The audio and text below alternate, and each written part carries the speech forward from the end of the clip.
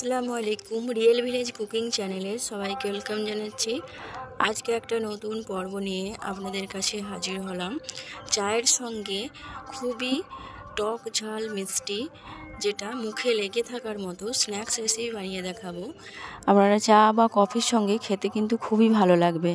আপনারা স্কিপ না করে পুরো ভিডিওটা দেখতে থাকুন, খুবই ভালো লাগবে। আমি এখানে সেদ্ধ করা আলু নিয়ে নিয়েছি দুটো, আর এইভাবে গ্রেটারের সাথে গ্রেট করে নিচ্ছি।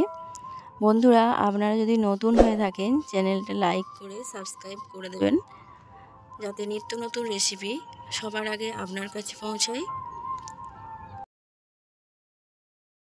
বিকালে বা সকালে নাস্তায় আপনারা এইভাবে বানিয়ে খাবেন, খেতে কিন্তু খুবই টেস্টি লাগে। বাচ্চা থেকে বড় মুখে লেগে থাকার মতো একটা কুরকুরে স্ন্যাক্স রেসিপি আজ আপনাদের সঙ্গে শেয়ার করছি। এইভাবে যখন আলুটা ভালোভাবে গ্রেট করে নিতে হবে। এবার এর মধ্যে আমি কিছু মশলা অ্যাড করব। আমি একটা কারি পাতাও নিয়ে নিয়েছি, কুচি কুচি করে দিয়ে দেবো এর মধ্যে। দিয়ে দিলাম কারি পাতা। এবার দিয়ে দিচ্ছি লবণ, হাফ চামচ পরিমাণ লবণ দিয়ে দিলাম। আপনারা এখানে ধনে পাতাও অ্যাড করতে পারেন। দিয়ে দিচ্ছি লাল লঙ্কা গুঁড়ো হাফ চামচ পরিমাণ, হলুদের গুঁড়ো দিয়ে দিলাম হাফ চামচ পরিমাণ, বিট লবণ হাফ চামচ পরিমাণ, দিয়ে দিচ্ছি জোয়ান। সব কিছুকে দিয়ে ভালোভাবে মিশিয়ে নিতে হবে। দিচ্ছি চাট মশলা। সব কিছুকে ভালোভাবে মিশিয়ে নিতে হবে। আপনারা হাত দিয়েও ভালোভাবে মাখিয়ে নিতে পারেন।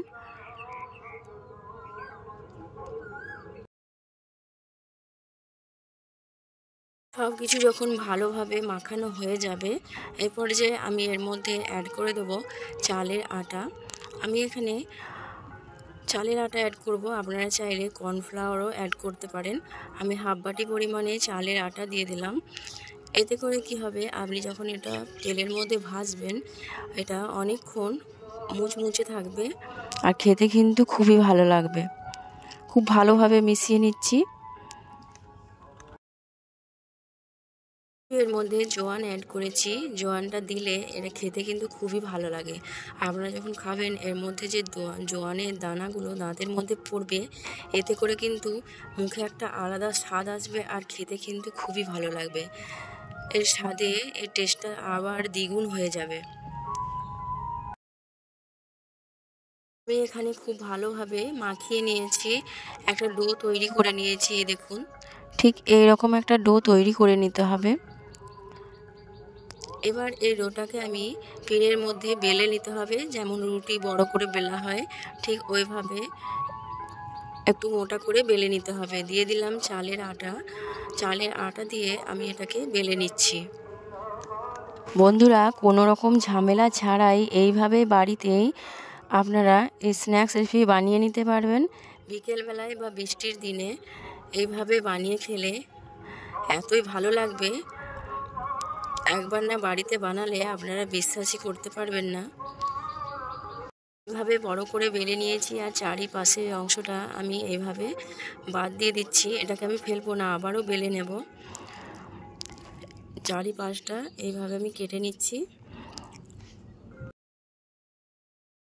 এটা এই পাশটা বাদ দেওয়ার পর আমি এইভাবে লম্বা লম্বা করে কেটে নিচ্ছি।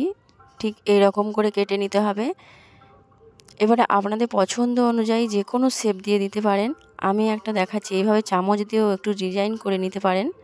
এইভাবে করে আপনারা একটা ডিজাইন বানিয়েও ছোট ছোট করে পিস পিস করে কেটে নিতে পারবেন। এটাও একটা ডিজাইন বেরিয়ে যাবে। আপনারা আপনাদের যে কোনো পছন্দ অনুযায়ী শেপে এইগুলো কেটে নিতে পারেন। এই দেখুন, এবারে ছোট ছোট করে পিস করে নিচ্ছি। ঠিক এইভাবে ছোট ছোট করে পিস করে নিতে পারেন। এই দেখুন, এইরকম ছোট ছোট করে পিস করে নিতে হবে। আমি আবার এইভাবে ডিজাইন একটা অন্যরকমভাবে বানিয়ে দেখাচ্ছি। আপনারা চাইলে এইভাবেও একটা ডিজাইন বানিয়ে নিতে পারেন আপনাদের পছন্দ অনুযায়ী। এইভাবে 3 কোণা করেও আপনারা একটা ডিজাইন বানিয়ে নিতে পারেন। আমি এইভাবেই করে আমি সব কটা কেটে নিচ্ছি ঠিক একইভাবে। এই দেখুন বন্ধুরা, ঠিক এইভাবে করে কেটে নিয়েছি আমি। এই দেখুন একইভাবে আমি সব কটা কেটে নিচ্ছি। বাকি যে কটা আছে সব কটাই আমি ঠিক একইভাবে আমি কেটে নিচ্ছি। বন্ধুরা এইগুলো বানাতে কিন্তু বেশি টাইম লাগে না, অল্প টাইমের মধ্যেই এগুলো বানানো হয়ে যায়। চা বসিয়েই আপনারা এগুলো বানিয়ে নিতে পারবেন অল্প টাইমের মধ্যেই। আমি এখানে সব কটা কেটে নিয়েছি আর একটা প্লেটের মধ্যে নিয়ে নিয়েছি। এই দেখুন, এবার এইগুলোকে আমি ভেজে নেব। নিয়ে নিয়েছি এখানে ভেজিটেবল অয়েল। অয়েলটা যখন ভালোভাবে গরম হয়ে যাবে, এখানে গ্যাসের ফ্লেমটা মিডিয়ামে করে দিচ্ছি।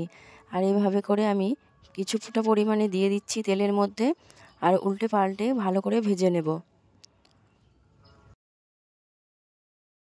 যখন একটু হয়ে যাবে, একটু হাতার সাহায্যে উল্টে দিতে হবে। এইভাবে করে উল্টে পাল্টে আমি ভেজে নিচ্ছি। এগুলো প্রায় ভাজা হয়ে এসেছে, আমি তেল ঝরিয়ে তুলে নেব। এই দেখুন খুব ভালোভাবে ভাজা হয়ে গেছে।